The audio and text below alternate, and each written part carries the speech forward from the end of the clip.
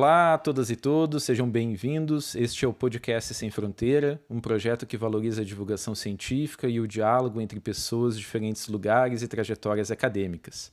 Meu nome é Everton Kozenieski e hoje recebo o professor Fábio Feltrin e vamos conversar a respeito do tema Michel Foucault, Pensador do Espaço.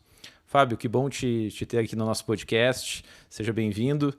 E que a gente possa conversar, ter um conjunto de diálogos e perguntas e questões e respostas, enfim, uma boa conversa aqui hoje. Oi, Everton, obrigado pelo convite, um alô a todos e todas que estão nos ouvindo nesse momento. Bom, Fábio Feltrin de Souza é formado em História pela UDESC, possui mestrado e doutorado em História Cultural pela UFSC, é professor da UFFS Campus Erechim e vem desenvolvendo investigações a respeito dos temas nação, arte, experiência do tempo, modernidades, biopolítica necropolítica, trauma, estudos culturais e pós-coloniais, produção de sujeito e discurso e atualmente também é bolsista produtividade do CNPq. Bom, Fábio, Foucault é um autor, entre tantos outros, né, das ciências humanas, das ciências sociais, controverso, né? Por um lado, Foucault é referência de muitos estudos e muitas pesquisas. Por outro lado, Foucault é um daqueles autores que é maldito, digamos assim, né? No sentido de que sempre feito alguns antagonismos com relação a ele, né? Na própria geografia, já ouvi interpretações com relação ao que ele faz, né? Sendo ele classificado como teórico crítico, como fenomenólogo, como pós-moderno, como pós-estruturalista, enfim, com um conjunto de pechas, assim. E não tem como começar de outra forma, senão te pedindo para situar quem é Foucault e seu pensamento, né? Enfim, quem é Michel Foucault, Fábio? Engraçado, falar isso, eu lembrei de duas coisas muito anedóticas, porque a primeira vez que eu ouvi falar do Foucault foi aos 18 anos, na aula inaugural do curso de História, na UDESC. A professora Sandra Pesavento, que já era um nome nacional super importante dos estudos culturais e da história cultural, uma dessas responsáveis por trazer a história cultural para o Brasil. E eu, imagina, 18 anos, não sabia nem quem eu era direito naquela época, não que eu saiba muita coisa hoje, mas... E aí ela soltou a seguinte frase, assim, Foucault é Foucault. E eu escrevi bem bonitinho, né? Foucault com F-U-C-O. É Foucault. Foucault, depois eu fui... Foucault, depois, não, Foucault ainda foi um pouco depois. E eu acho que isso diz um pouco sobre essa tua pergunta e já dialoga com uma outra frase do Foucault muito difundida em muitos textos e muitas palestras e muitas aulas, que é, abre aspas, não me pergunte quem eu sou e não me digas para permanecer o mesmo. Eu acho que essa tentativa, fecha aspas, essa tentativa de tentar definir, grifa que eu vou falar, localizar um determinado autor, diz muito sobre esse afã típico da modernidade, que foi justamente em produzir classificações, taxonomias, foi em produzir localizações para os sujeitos, para os corpos, para os pensamentos. Se tem uma característica que a gente pode dizer muito forte da modernidade, o Foucault se contrapôs a ela, foi essa de classificação. E se tem uma coisa que a obra do... Se a gente pode falar em obra, mas que a obra do Foucault faz é bagunçar toda e qualquer tentativa de normatizar, classificar, organizar, controlar, disciplinar. A própria palavra disciplina já nos coloca um desafio de pensar por onde que o Foucault navega e se situa, né? Por que eu digo isso? A gente sabe, e nós conversamos bastante sobre isso, como que nossos territórios, olha só, de novo, mais uma metáfora espacial, nossos territórios disciplinares emergem e se constituem como saberes autônomos no século XIX. E essa emergência, essa constituição, essa autonomização, se dá muitas vezes pela delimitação muito forte de fronteiras. e para cada fronteira há as suas sentinelas e os seus checkpoints, os Os seus fiscais. guardas fronteiriços, que dizem: não, isso não é essa disciplina, isso não é história, isso não é geografia, ou agora, recentemente, isso não é ciência, isso é pseudociência. Uhum. E aí essas classificações vão se tornando cristalizadas e naturalizadas. Foucault vai contra isso, porque Foucault é um filósofo de formação, psicólogo, filósofo de formação, que operou uma reflexão filosófica no interior do que a gente chamaria de história. Embora os historiadores tenham demorado bastante para se apropriar da, do que ele estava falando, né? Das categorias que ele estava mobilizando e tudo mais. Dito isso, Foucault, embora seja mais óbvio, porque Foucault tem vários livros com o nome História, né? História Uhum. da loucura, o Nascimento da Clínica, que em última instância é uma história dos hospitais, da clínica, História da Sexualidade, Uhum. né? Com seus 4 volumes. Ah, é impossível a gente localizar o Foucault no interior do que a gente chamaria de um campo discursivo, porque Foucault está nessa zona cinzenta. Uhum. Foucault é um epistemólogo, Foucault é um historiador da ciência, Foucault pode inclusive ser dito como pensador dos espaços, que acho que a gente pode entrar nisso, que é talvez nossa audiência seja mais constitutiva de geógrafos e geógrafos, a gente pode pensar mais sobre isso, mas Foucault toma determinados objetos típicos da modernidade e produz uma reflexão sobre eles, muito baseada nessas duas concepções que ele acaba se apropriando, que é uma arqueologia das constituições de saberes e uma genealogia, e muito influenciado pelo Nietzsche, uma genealogia dos modos como as tecnologias de poder foram instituídas no Ocidente nos últimos séculos. Dito isso, quando a gente conversou, já também te devolvendo, assim, Uhum. quando a gente conversou, tu falou assim, fenomenólogo. Eu queria saber, assim, eu queria realmente, assim, olha, curiosidade quase mórbida saber como que categorizaram o Foucault como fenomenólogo, assim, porque nada mais impreciso do que isso, justamente, inclusive ele está debatendo com Merleau-Ponty, ele está se Uhum. opondo a essa tradição da fenomenologia tipicamente francesa, porque Foucault é um pensador francês, e isso é importante localizar. É um pensador francês do contexto dos anos 60, dos anos 70. Para quem quer se interessar por isso, eu recomendo demais que leia a grande obra de um historiador chamado François Doss, que o nome é História do Estruturalismo. E como que o François Doss coloca o Foucault no interior dessa tradição muito rarefeita que tá Lacan, que tá Lévi-Strauss, Uhum. que tá Althusser, que tá o próprio Derrida, né? Ah, como é que essas duas gerações se colocam numa tradição de pensamento que a gente poderia chamar de pensamento estruturalista, né? E Uhum. aí, a título de nota de rodapé, quando alguém me explicar o que é pós-moderno, talvez eu possa dizer se o Foucault é pós-moderno ou não. Até hoje eu acho que isso também é outra imprecisão.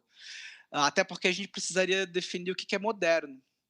E aí a tentativa de definir o que é moderno esbarra que a palavra moderno está no Ocidente desde pelo menos o século IV Uhum. depois de Cristo. E aí a gente vai entender tem que entender o que era moderna. Entender se modernidade é o Renascimento ou se modernidade é o século XIX. Para Sim. muita gente, Marx, Freud e Nietzsche são pensadores de um momento pós-moderno, né? Mas enfim, essa palavra diz nada, assim como outras palavras que tentam agrupar heterogeneidades dizem muito pouco. Eu acho que o Foucault é um pouco sobre isso, Everton Uhum. e ouvintes, assim, é um pouco esse estranhamento. Foucault dizia assim que ele ia sempre estar de novo a metáfora espacial, sempre estar num lugar espreitando os comentadores dele, num lugar outro, que não aquele que os comentadores achavam que ele estaria. Então, assim, mesmo a palavra pós-estruturalista, ela pode ser imprecisa, sabe por quê? Porque pós-estruturalismo é um nome que os norte-americanos deram para o que o Derrida fazia. E aí isso acabou se naturalizando, colocaram o Butler, colocaram o Deleuze, colocaram o próprio Foucault, que enfim, eu tendo a não usar mais, inclusive, nem a definição pós-estruturalista, mas a gente pode entrar nisso mais tarde. É isso, né, Fábio? É sempre, acho que tu colocou muito bem ali, essa ideia de estabelecer territórios, estabelecer fronteiras, estabelecer limites, né? E, e parece que a definição do Foucault é importante, inclusive a negação do Foucault para definir uma forma de fazer ciência, de fazer ciências humanas, para fazer uma forma de fazer geografia, né? E isso é interessante também, assim, pensando nessa relação, o quanto que determinadas obras do Foucault parece que elas têm maior penetração, né, pelo menos do campo da área de conhecimento que eu venho, e outras menos, né? As relações de poder a partir do Foucault são muito lidas, sem nenhuma dúvida. A arqueologia do saber do Foucault me parece que muito pouco, né? A discussão sobre sujeitos e discursos, muito menos, né? Mas a história da sexualidade me parece que ela está presente, assim. Então é interessante também como momentos, talvez, ou Foucaults diferentes, né? Enfim, em diferentes espreitas, digamos assim, né? Eles aparecem, assim, na produção de conhecimento, pelo menos da onde eu me referencio, assim, né? Não sei, Fábio, acho que tu colocou, já respondeu algo que eu ia te perguntar, que era a ideia de se é possível, né? Pensar momentos da obra de Foucault, né? E parece... Sim, desculpa, Claro, claro. então, tô falando, eu me estava pensando uma questão, assim, porque, enfim, nós 2 somos das ditas ciências humanas, mas é importante que os nossos ouvintes também tenham em perspectiva que o Foucault ele é lido não só na história e na geografia, ele é lido no direito, Uhum. na enfermagem, na medicina, na psiquiatria, na psicologia, na psicanálise. Ele é muito lido na antropologia, na sociologia. Ele é lido na engenharia, lido na arquitetura, lido no design. Acabei de lançar um texto com o Iago sobre uma leitura Foucaultiana dos dispositivos e uma relação com o design. Então, assim, onde o impacto o efeito Foucault, como a gente fala, ele não se restringiu a uma hecatombe nas ciências humanas. Me Uhum. parece que é incontornável ler o Foucault na arquitetura, por exemplo. Uhum. Um arquiteto que não entende como que o modelo do campus, para quem está nos ouvindo, nós somos do UFFS, né? E os prédios do UFFS têm o mesmo modelo arquitetônico do panótipo do Jeremy Bentham. Um prédio que tem 200 e poucos anos, né? E aí você compara a estrutura arquitetônica e aqui a arquitetura é o discurso. A materialidade do prédio e o objetivo com o qual ele foi erigido dizem muito sobre que sujeito se quer formatar, e a palavra não é à toa aqui, atrelado a essa materialidade arquitetônica. Então não é à toa que hospitais psiquiátricos, prisões e escolas têm a mesma estrutura, né? Então, assim como me parece incontornável que qualquer Uhum. psicólogo leia a História da Loucura. Foucault é incontornável. Isso, sobretudo no sentido de produzir uma arqueologia sobre a posição de sujeito, que é essa relação entre razão e desrazão, entre norma e anormal, e por onde que esses sujeitos, que o Foucault era muito interessado nas vidas mínimas, muito interessado nos corpos que se moviam pelas margens dos discursos da sociedade. Então, é, pensar toda a questão de despatologização das loucuras hoje passa por história da loucura. Assim como não, para mim parece pouco inteligente até, de novo vou usar a mesma palavra, incontornável, falar de sexualidade e não falar de história da sexualidade um, pelo menos, né. Então, é um conjunto de reflexões que impacta decisivamente a nossa maneira de lidar com o conhecimento, que aí é um pouco Uhum. arqueologia do saber e palavras e as coisas. Porque o Foucault também coloca em perspectiva, ele suspende a reflexão da própria ciência. É importante dizer que a cadeira do Foucault no Collège de France era a história dos sistemas de pensamento. E o que o Foucault faz, né, nisso que a gente chamaria de primeira fase, aqui eu estou fazendo aspas, que é a fase da arqueologia. Eu só falo dessas fases, a gente pode entrar nisso daqui a pouco, mais a título didático do que a título do que eu acredito nelas. Mas, enfim, nessa primeira fase dita arqueológica, que a gente poderia colocar nascimento da clínica, história da loucura e arqueologia do saber e palavras e as coisas, Foucault está colocando em perspectiva, está suspendendo a própria naturalização, e ele, um grande leitor de Canguilhem e Gaston Bachelard, suspendendo a própria naturalidade e a própria cristalização da ciência. Ele está problematizando as próprias categorias que organizam o pensamento científico e mostrando como a ciência também ela é efeito de uma rede de discursos, de uma rede de articulação entre saber e poder. E dentre essas tantas redes de saberes e poder, já chegando na questão espacial, né, Fábio? Dá para dizer, eu posso afirmar que a noção de heterotopia talvez seja a principal expressão do espacial em Foucault. Enfim, é possível, trazendo já para essa discussão, né, do Foucault, um pensador espacial, imaginar Aham. esse termo, esse conceito como um ponto de partida ou como a principal Uhum. expressão? Eu vou te responder isso, vou entrar por uma outra via, até para situar os nossos ouvintes, assim. Ah, o Foucault tem, eu diria que tem 3 tipologias de, eu vou chegar onde eu quero daqui a pouco. O Foucault tem 3 tipologias de obras, assim, ele tem os livros, que foram obras pensadas para serem livros, né, História da loucura, História da sexualidade, Vigiar e Punir, né, Arqueologia do saber, enfim. Ele tem os cursos que ele ministrou no Collège de France, que são aulas, né? E eles foram todos gravados e aí foram transcritos e publicados. Volta e meia sai um dos cursos, mas Uhum. quem for ler, eles não têm um formato de livro, né? Eles têm um formato de aula. E muitas vezes o Foucault anunciava uma coisa no início do semestre, como todos nós, não cumpria o final dele, né? A Então, ordem, inclusive, do é mais discurso é um exemplo, difícil. né, Fábio? A ordem do discurso é a aula inaugural dele, né? No Collège de France, né?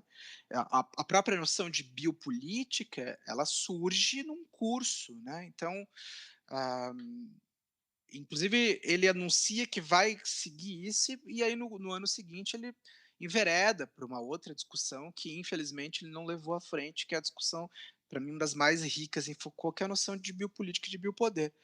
Então, essa é uma segunda tipologia, que são os cursos que foram publicados.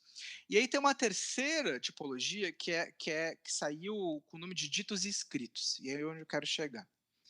E os ditos e escritos são pequenas palestras, prefácios, entrevistas, textos curtos e dispersos que foram compilados nisso que se chamou de ditos escritos.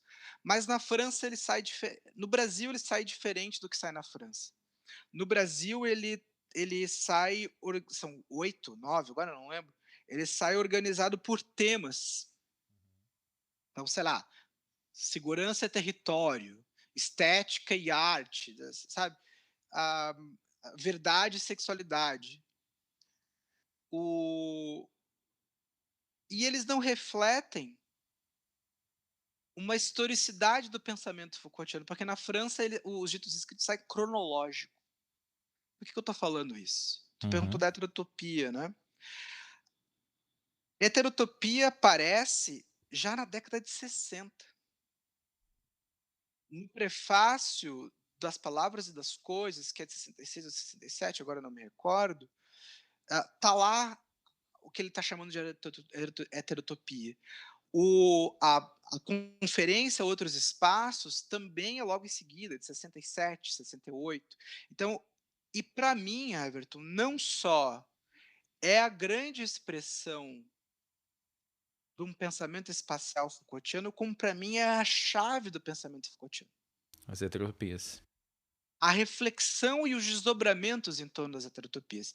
Eu recomendo que nossas ouvintes vejam um documentário que saiu em 2003, está no YouTube, chamado Foucault por ele mesmo.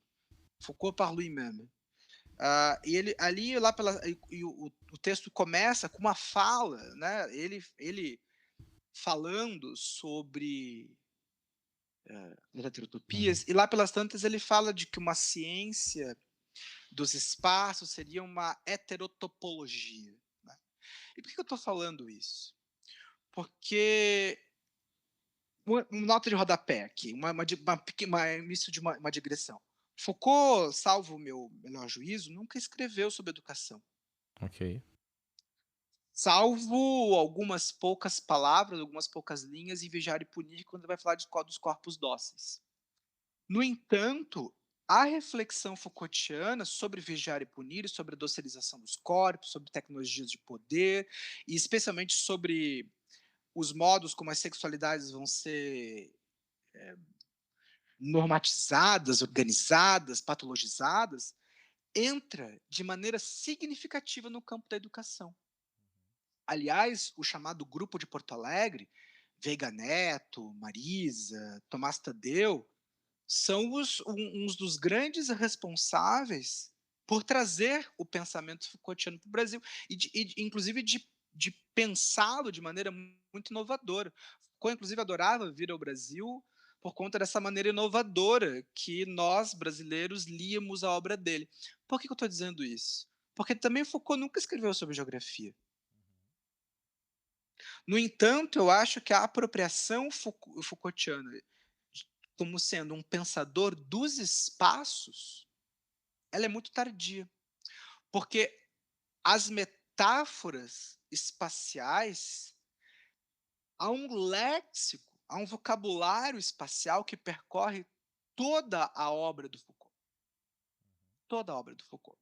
E aí, quando a gente pensa que o espaço ele é um acontecimento histórico, constituído na temporalidade, e que a história ela é feita de personagens, de singularidades, como vai dizer o Deleuze, ou de existentes, como diz o professor Arthur Assis, a gente chega na constituição de que a história é feita de carne, de pessoas de carne e osso, como vai dizer o professor Durval, que é um historiador, talvez um dos grandes Foucaultianos no Brasil. Por que eu estou dizendo isso? Porque essa materialidade, e aí Foucault é um pensador das materialidades, das matérias, por mais que os marxistas nunca tenham entendido, porque talvez nunca tenham lido direito, ah, ah, mostra o quanto Foucault está pensando. Se tem algo também que atravessa a obra Foucaultiana, talvez sejam duas grandes problemáticas. Como os sujeitos se tornam aquilo que eles são, a produção de uma história das sujeições, da produção de subjetividade, e aí num diálogo com Kant, o sujeito não há um sujeito universal, assim, há uma constituição radicalmente histórica e permeada pelo tempo e pela espacialidade. E a localização, quando Foucault diz que o sujeito é olha só, uma posição no discurso, ele está justamente mostrando para a gente como que nessa constituição do cronótopo, né, essa articulação entre cronos e topos, né, entre tempo e espaço, da modernidade, localizou determinados sujeitos, normatizou e espacializou as sexualidades dissonantes, as sexualidades que são apresentáveis, os normais, os anormais. Então, há uma espacialização das sujeições. E para o Foucault, a superação disso é reavivar um pensamento, é entender que essa localização espacial, ela é histórica, só que ela foi cristalizada. Por isso que Foucault dizia, aspas, minha tarefa é mostrar, algo assim, é mostrar às pessoas que elas são mais livres do que elas pensam que elas são. Fecha aspas. O que quer dizer isso? É provocar uma atitude filosófica tal, uma atitude crítica tal, que desloque, despatologize, desclassifique os sujeitos dos locais aos quais eles foram atribuídos por essa estrutura discursiva. Então, uma ética Foucaultiana é uma ética de romper, é uma heterotopologia, ou seja, de romper esses espaços para os quais nós fomos preconcebidos. Enfim, há um conjunto de exemplos que nós poderíamos mobilizar com isso, assim, porque a modernidade, por que no eu recomendo também que as pessoas leiam o Prefácio das Palavras e das Coisas. Talvez seja um dos textos mais bonitos do Foucault. Quando ele diz que aquele livro nasce do riso que um texto do argentino Jorge Luis Borges causou nele, que é uma certa enciclopédia chinesa, em que essa enciclopédia chinesa existe esse texto, é um conjunto de classificações que são absolutas. É uma enciclopédia como que os animais são classificados, e é uma classificação absoluta, ou seja, toda Uhum. classificação é uma taxonomia, toda taxonomia é uma espacialização. E essa espacialização foi cristalizada. E essa classificação ela é absolutamente risível para a gente. Aquilo que Porque nós leia o que o Foucault escutamos, diz. lemos e dizemos que coisa absurda, né? Que coisa absurda, mas ela mostra o limite do nosso pensamento. E a cristalização que tu Das, comentava. das categorias e dos lugares para os quais nós fomos constituídos. Por que a gente ouviu muito em 2006, 7, 8, que os aeroportos tinham virado Rodoviária. rodoviárias? Porque aquele lugar não era para determinados sujeitos.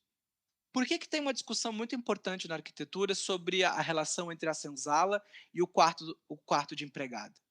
Por que os apartamentos da classe média alta, até os anos, sei lá, 70, tem a entrada de serviço e a entrada social? Porque determinados sujeitos não podem, olha só, circular por determinados espaços. Né?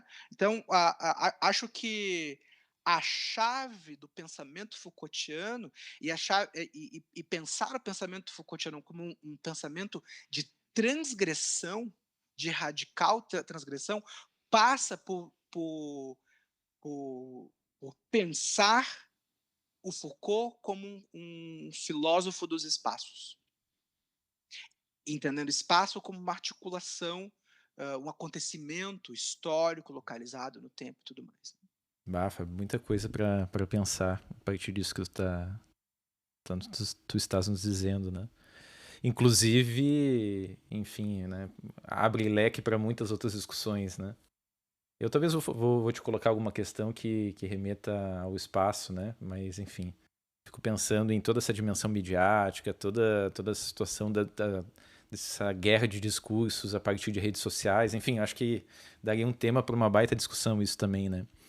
E, enfim, as taxonomias a partir disso, né? Do que as redes sociais produzem, né? Enfim, o que é a Amazônia, por exemplo, né? Tá em disputa discursivamente nas redes sociais, né? Se é possível ter queimado ou não, se quem que bota fogo na Amazônia, sei lá. Um exemplo pequeno de tantas outras taxonomias e discursos e disputas que a gente poderia captar, né?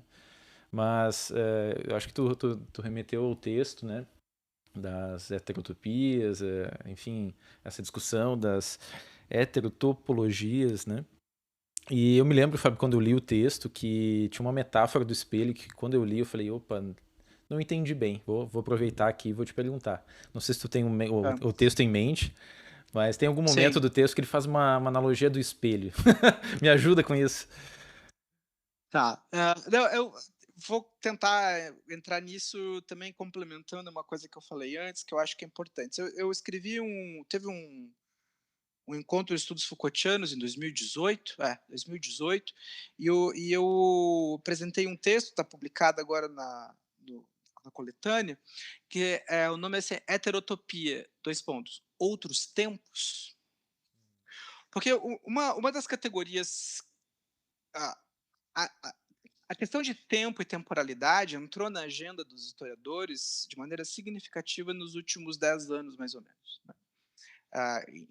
Como que nós estamos pensando ah, as formas como as experiências de tempo são articuladas e a relação disso com a própria historicidade. Ah, e aí me parece, e aí no texto eu volto a um historiador que eu gosto bastante, chamado Reinhard Koselleck, em que ele mostra como que a modernidade ela está organizada, ele cria duas categorias metahistóricas, que é, e olha só, e lá ele faz essa reflexão, são duas categorias que articulam tempo e espaço. Olha só, espaço de experiência e horizonte de expectativas. Ou seja, não há como pensar a temporalidade moderna desconectada da sua relação espacial. E para o Koselleck, a modernidade, a experiência de tempo moderna, ela não é outra coisa senão a assimetria, o distanciamento entre o espaço de experiência, ou seja, a relação passado-presente, e o horizonte de expectativas, ou seja, o que a gente viveu e o que a gente almeja, que é a relação passado-futuro. Né? E por isso, e isso é muito claro e evidente, queridos e queridas ouvintes, no século XIX, que é o século das utopias. É o século, como vai dizer o Hobsbawm, a era das revoluções.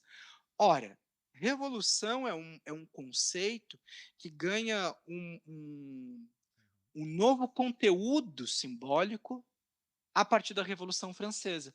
A revolução é a chegada, é trazer esse não lugar, esse ainda não é, esse horizonte de expectativas no aqui e no agora. Porque nós precisamos superar o que nós tivemos até aqui. Nós precisamos, e aí nasce a história, nasce os museus e tudo mais. Nós precisamos deixar para trás o espaço de experiência e anúncio. Em alemão, modernidade é Neuzeit, tempo novo, tempo da novidade, tempo novo. Então, é anunciar esse tempo que ainda não é no aqui e agora. Por que eu estou falando isso? Porque o Foucault, Everton, dizia que para ele não interessavam as revoluções, interessavam as rebeliões.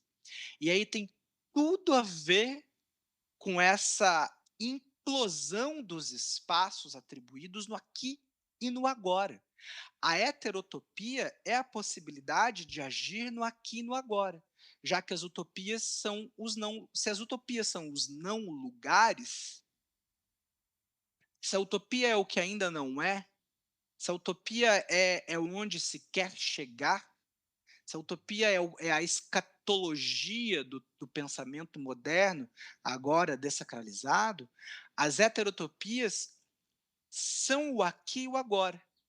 Por isso, para o Foucault, a sexualidade, e por isso que o Foucault agiu. Foucault foi um ativista, né? Foucault foi um ativista anti-manicômio. Foucault foi um ativista ele foi para as prisões. E Foucault entendia a sexualidade como invenção, uma possibilidade do que ainda não é, como um deslocamento. Olha só a palavra de novo, metáfora espacial. Um deslocamento de onde ele está. Né? Então, a rebelião é essa revolução molecular, essa possibilidade de agir no aqui e no agora e causar fricções, causar detonações tectônicas que mudam os arranjos da relação do sujeito com os espaços atribuídos. Por isso que o Foucault vai, na última fase da vida dele, se dedicar à estética da existência. Não mais pensar como que os sujeitos são sujeitados pela articulação do, do saber-poder, dos discursos, mas que possibilidade tem o sujeito de se construir a si mesmo, transformar a sua existência numa obra de arte. Então, é um pouco por isso que ele vai aos gregos e aos romanos, né? Então, menos por um fetiche museológico e muito mais por perceber uma atitude ética frente a si, uma relação de si para consigo mesmo. Isso é a rebelião, isso é heterotopologia, isso é heterotopia como uma ética da rebelião. E aí a gente chega nos espelhos. Um trechinho do Outros Espaços em que ele está mobilizando uma metáfora visual para pensar o que ele está chamando da diferença entre utopia e heterotopia. Né? Ele olha para o espelho e, na verdade, ele vê uma imagem refletida, ou seja, ele está vendo o que não é. Ele está vendo um não lugar. Porque o espelho sou eu, refletido, né, num artefato, e eu não estou ali. Então, é justamente a ideia do não lugar. Ao ponto que o espelho também é uma heterotopia, porque ele também ele está localizando esse reflexo. Também ele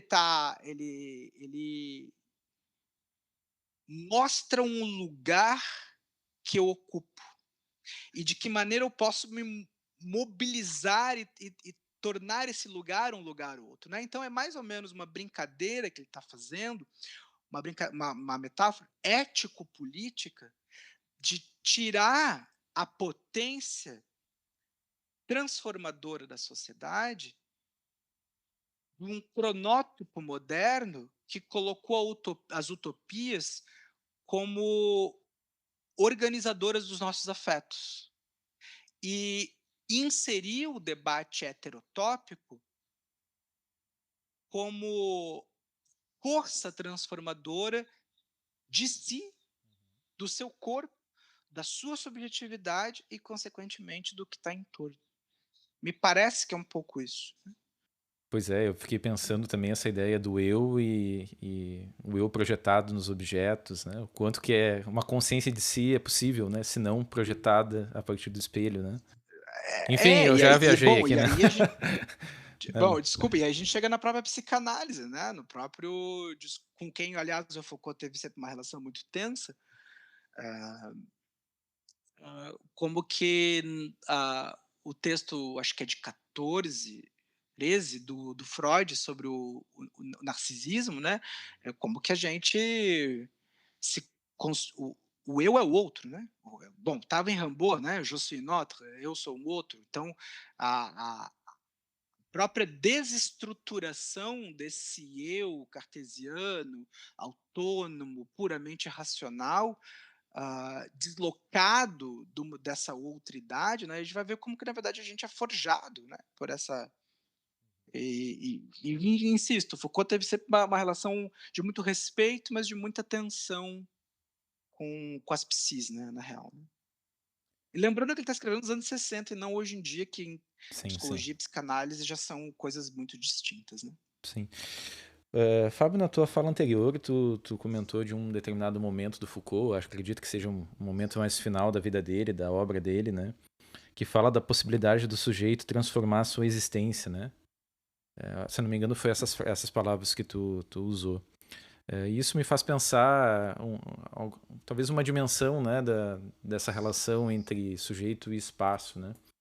Ou seja, gostaria de perguntar assim, como Foucault relacionou o espaço com a subjetividade, com os modos de viver, de sentir, de pensar. Como tu vê essa relação, talvez mais atrelada a esse último momento, né, do Foucault com subjetividades, essas formas de viver, de sentir, né, de pensar? Então, é aí que tá, Everton. Eu consigo ver hoje, porque para quem está nos ouvindo também, eu fui entender Foucault depois de velho, né?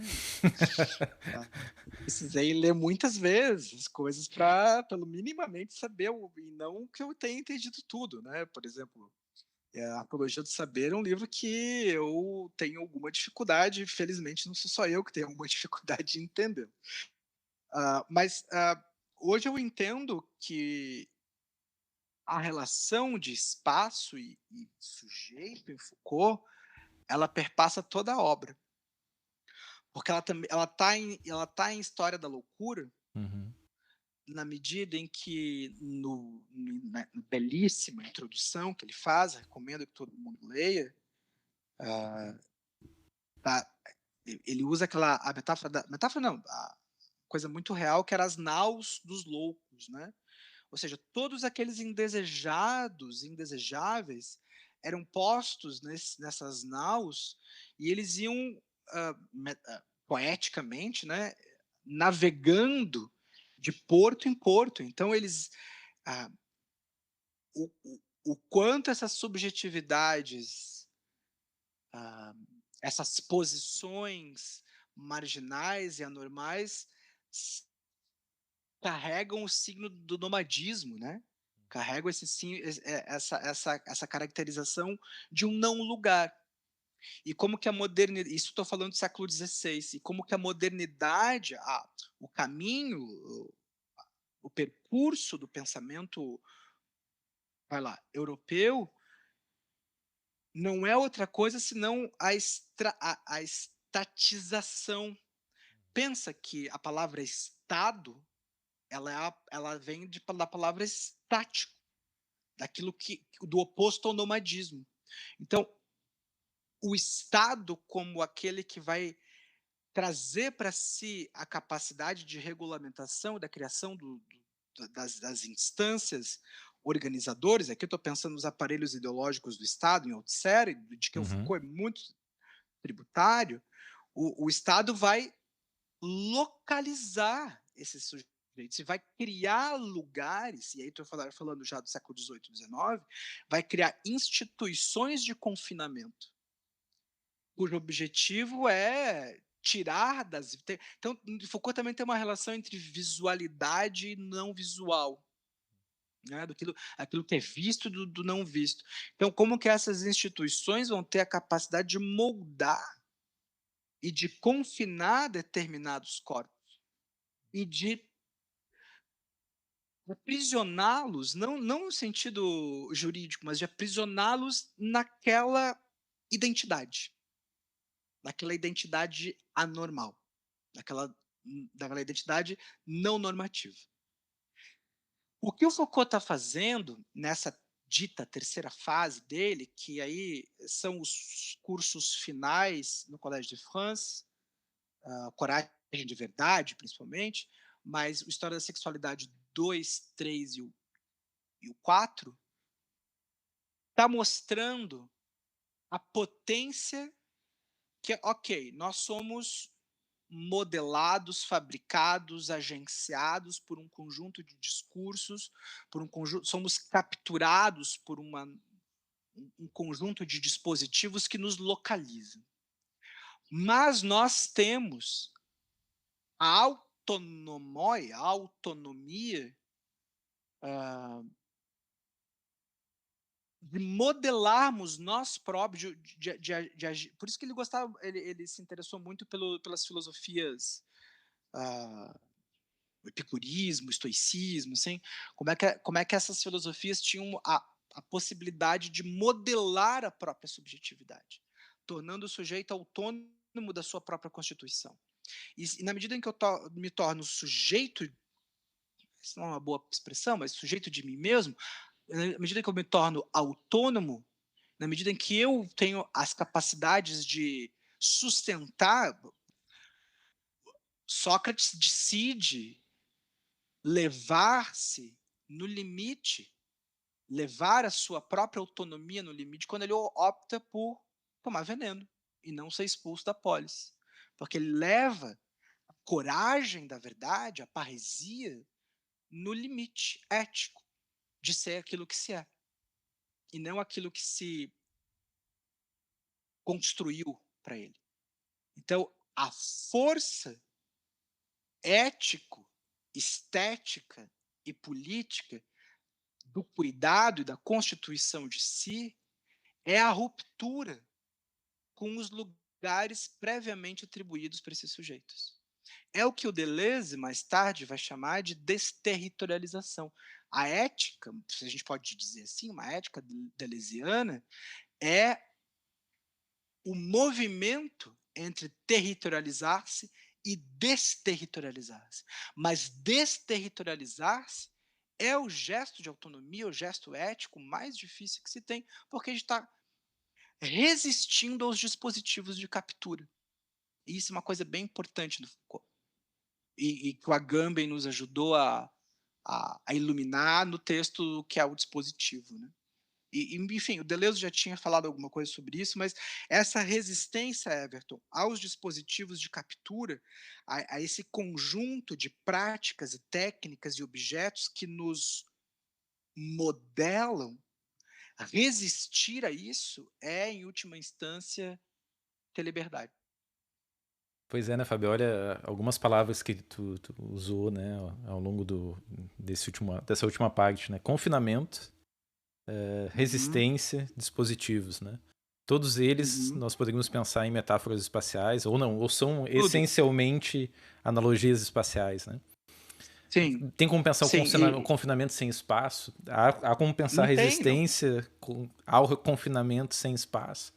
Os dispositivos me parecem serem espaciais, né? A partir do que tu nos aponta, né? E, inclusive, as tuas pesquisas vão nessa direção, né, Fábio? A tua tese, enfim, e outras pesquisas que tu vem desenvolvendo vão nessa caminhada, nessa direção de pensar o Foucault como alguém que apresenta considerações teóricas, fundamentos, que ajudam a pensar confinamentos, resistências, dispositivos de captura. Tuas Não, pesquisas, tu poderia falar um pouco para todos nós a respeito de como tu relaciona o Foucault nos teus trabalhos hoje, quais são os principais debates que tu vem desenvolvendo nas tuas investigações? sim, o nome do porque assim, tem um gap bastante grande entre a tese e o livro, né, que foi publicado bastante tempo depois, porque também ele é uma série de revisões e atualizações das coisas que eu estava pensando, e de que eu não tive condições mesmo intelectuais à época de dar conta. Isso é uma coisa que eu tenho insistido muito com os alunos e com quem o conhecimento e o que a gente faz não está pronto, né? Uhum. Se tem uma coisa que a gente precisa ter é humildade, de saber que às vezes a gente não tem condições, mesmo intelectuais e formativas, de dar conta de determinados insights que a gente tem. Ah, hoje eu estou trabalhando, já atravessando, depois eu volto na tua pergunta. Hoje eu estou trabalhando com as relações entre história e trauma, né? São a capacidade que a gente que se tem de produzir uma simbolização tardia das catástrofes e dos genocídios. Né? Em última instância, eu estou pensando como que há um processo de repetição das violências quando não há um processo de elaboração, de perelaboração pública dessas catástrofes, desses genocídios. E o que eu estou tentando pensar hoje é justamente tirar do esquecimento elaborado um determinado conjunto de violências na Argentina e a tentativa, a partir das artes, de elaborar publicamente essas violências inimagináveis. Então, mas por que eu estou dizendo isso? Porque uma das coisas que foi muito legal no livro foi fruto, eu conto para todo mundo isso, de uma viagem que Everton, que quem está nos ouvindo, que Everton e eu fizemos a Florianópolis, porque eu costumo brincar que a geografia e a história eram casadas até pouco tempo atrás, elas se divorciaram de maneira litigiosa e nunca mais conversaram. Né? Hoje a história conversa com todo mundo, menos com a geografia, o que eu acho muito curioso, engraçado.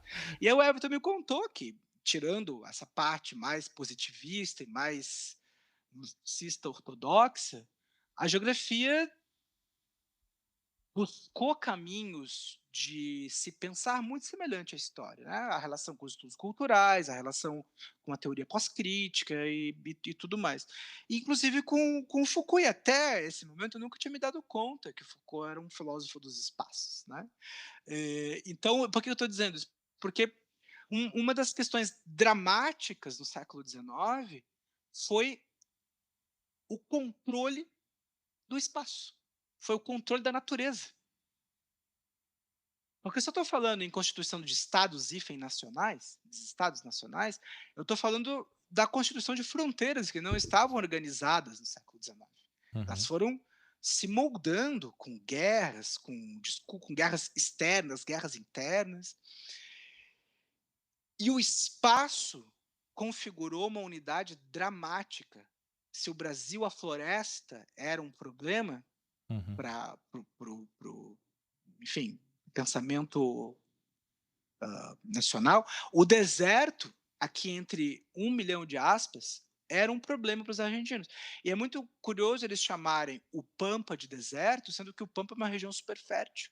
Era deserta de quê? A deserta de civilização, porque o Pampa, civilização aqui também entre aspas, De o Pampa era normais. o Pampa era o lugar dos indígenas, que eram aqueles que eram os anormais, aqueles que movimentavam pelas margens. Então, o Estado precisava acabar com o nomadismo dos indígenas. Mais do que isso, o Estado precisava acabar com esse problema interno. E qual foi a solução? Como em muitos lugares, o extermínio. Então, a configuração dos estados nacionais passa pela, olha só, localização, taxonomização, criação, forjação dos inimigos internos. Que no caso da Argentina foram os indígenas e os gaúchos num outro patamar, mas os indígenas. E aí se cria todo um arranjo discursivo, uma ordem discursiva, que eu também chamo de ordem visual, por Uhum. conta Da expressão na de arte. como de como o espaço foi o Pampa foi transformado em deserto a partir de um conjunto de metáforas visuais. Então há um ordenamento visual que justificaram, em última instância, o genocídio dos indígenas.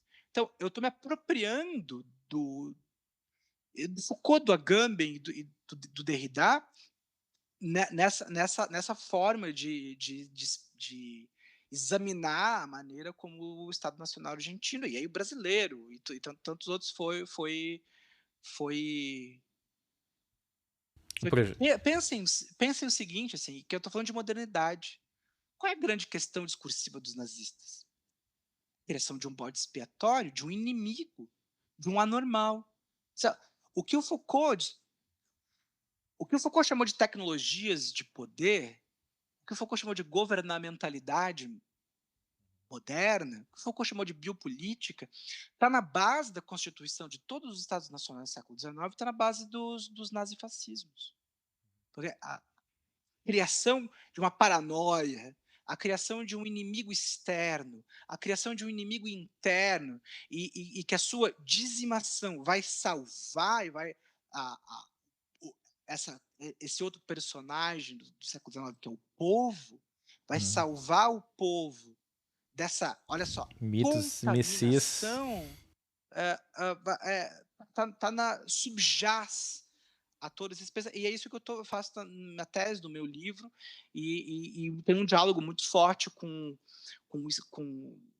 o espaço como acontecimento histórico, com esse pensamento espacial, geográfico, uma geografia cultural que o Foucault ajudou a pensar também. Né?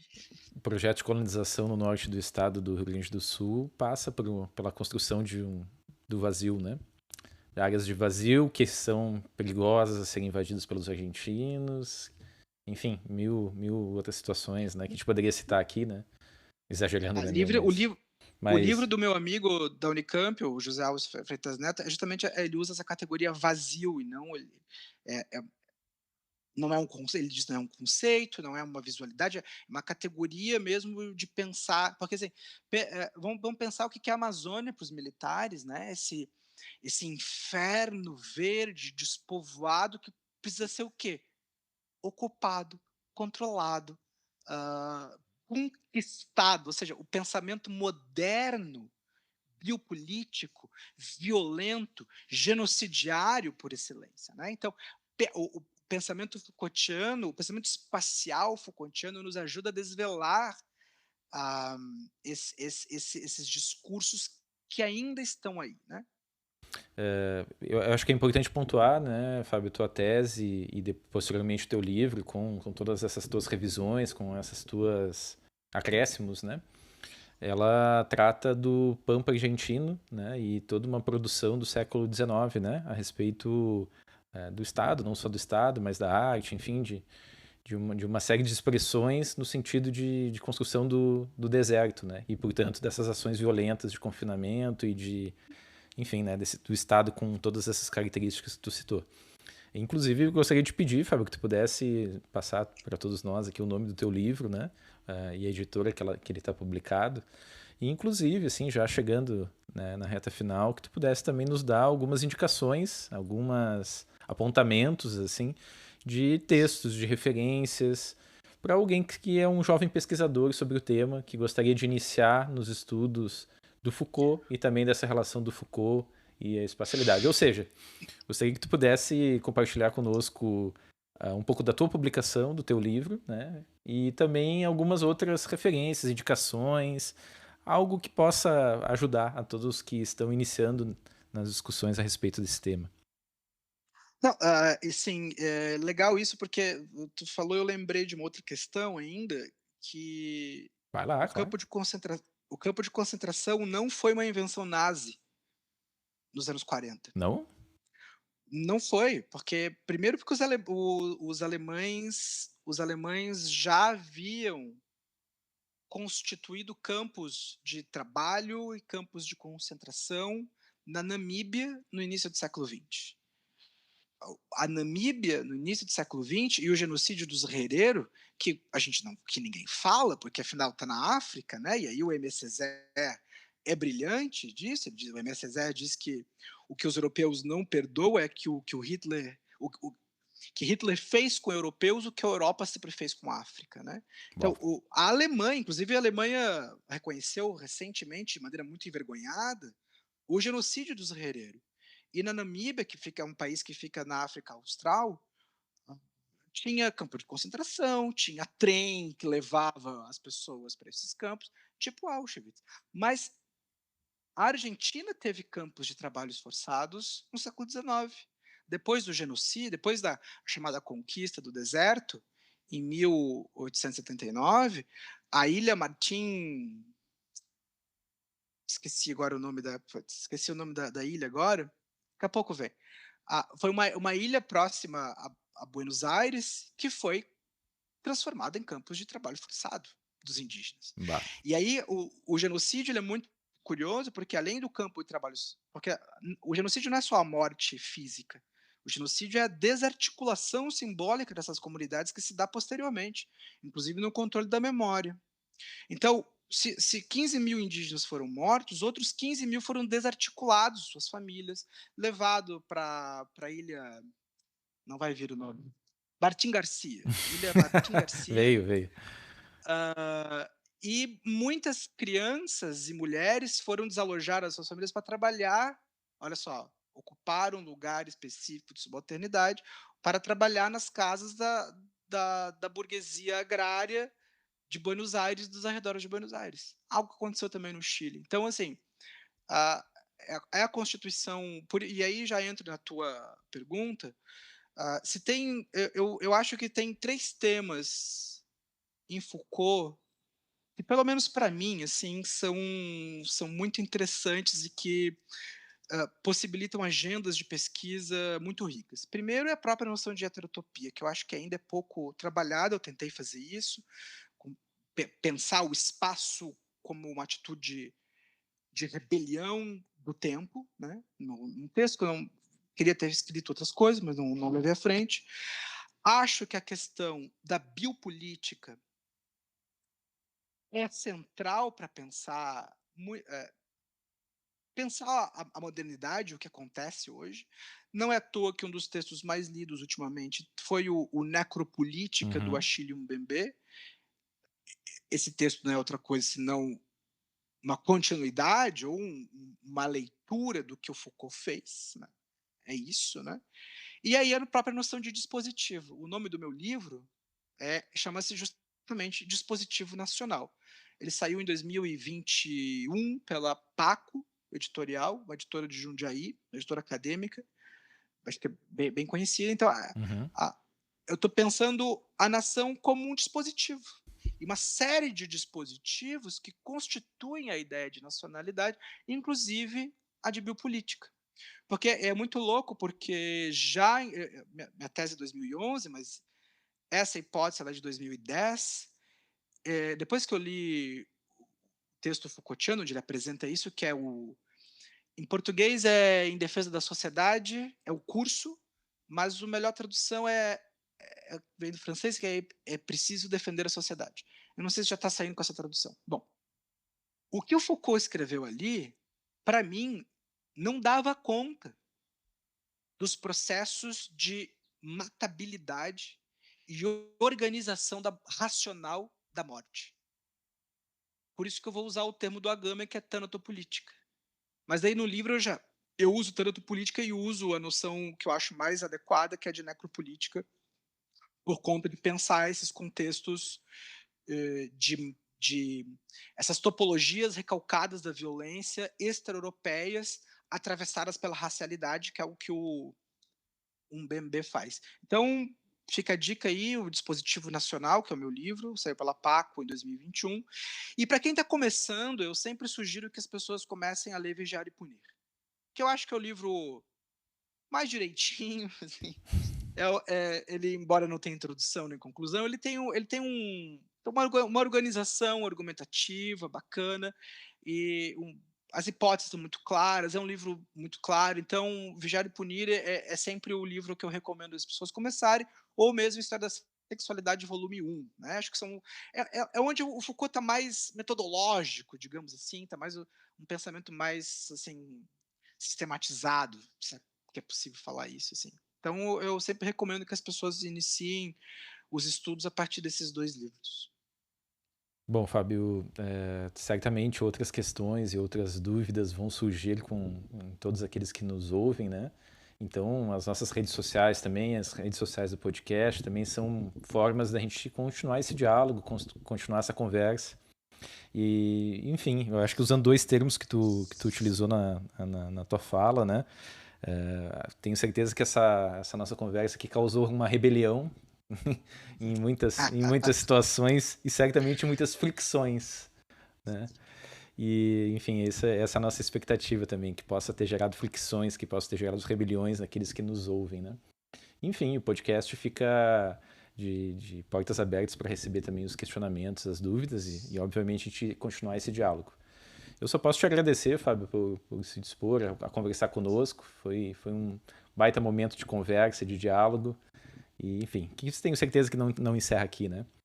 Mas é isso, Fábio. Obrigado por aceitar o nosso convite. Enfim. Eu que agradeço. E coloco à disposição para outros encontros e para quem quiser seguir essa conversa em outros momentos acadêmicos.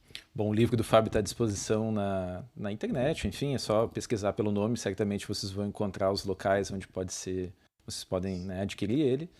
E, bom, meus caros, o Podcast Sem Fronteira fica por aqui, né? Fica o convite para todos aqueles que queiram avaliar, contribuir, compartilhar os conteúdos que nós aqui produzimos. Acho que é importante dizer que o Podcast Sem Fronteira é um projeto de extensão sem fins lucrativos, né? E que tem um objetivo muito claro de valorizar a produção científica, fazer, né, a divulgação científica e construir diálogos, encontros com pessoas e temas diversos, né? Então é isso. Se você gostou do nosso conteúdo, por favor, contribua, né, passando recomendações, dicas, enfim, para todos nós do projeto e também compartilhando nosso conteúdo. Obrigado mais uma vez, Fábio, e, bom, até a próxima em mais um episódio do nosso Podcast Sem Fronteira.